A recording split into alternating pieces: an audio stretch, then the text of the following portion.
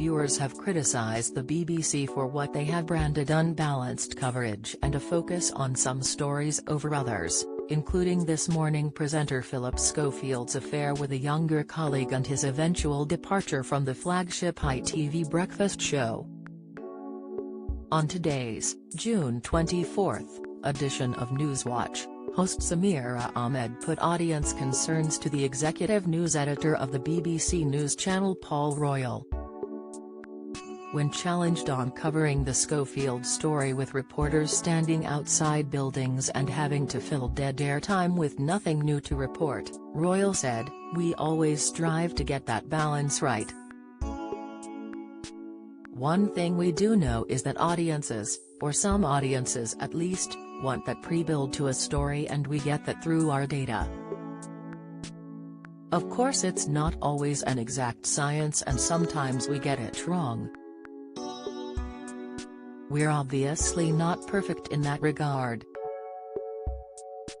Gino D'Acampo relives moment with Holly and Phil after awkward This Morning dig, but at the same time, we do want to deliver a high story to viewers and we do want to take them to other subjects and issues as well. He said when there was a big story, audiences wanted to immerse themselves in it, and this was the logic behind the extensive coverage.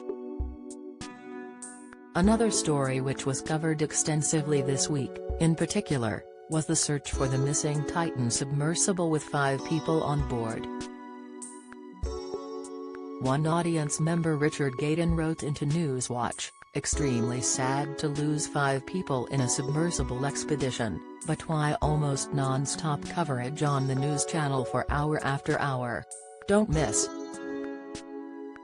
Phillip Schofield savagely mocked at Glastonbury as his former co-host party's latest, Holly Willoughby set for Dancing on Ice return after Phillip Schofield axing, latest, Phillip Schofield a changed man as he steps back from career, latest, hardly a mention on the news when 500 or 600 poor souls drowned in the Mediterranean.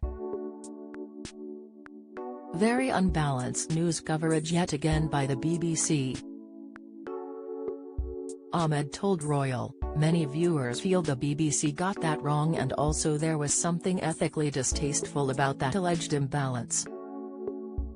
However, Royal said the Titan submersible was the dominant story of the last few days and said there was a lot of coverage and audience engagement with the story.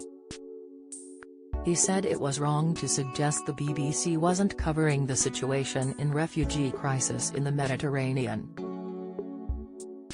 Royal, "We were covering live from Kalamata live and extensively about what was happening there."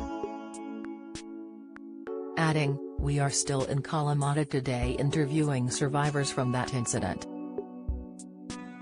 Along with the unbalanced coverage, other viewers were concerned about missing presenters after Anita McVeigh, Martine Croxall and other hosts had disappeared from TV screens.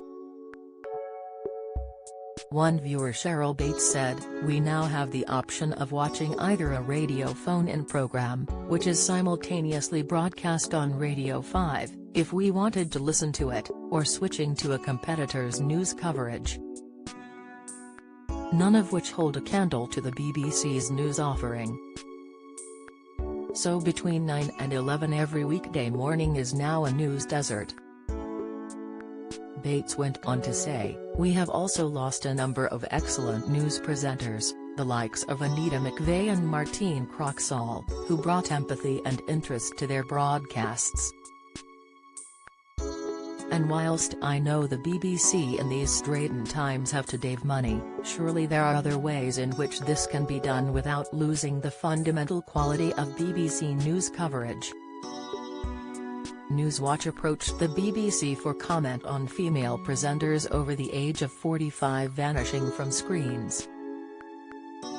In a statement from the BBC, the broadcaster said, "We value all of our staff, but we do not comment on individual HR matters." The latest episode of Newswatch comes 12 weeks the BBC News Channel became a single service for domestic and international viewers. Newswatch also explored whether the new-look BBC News channel was meeting the needs of UK audiences.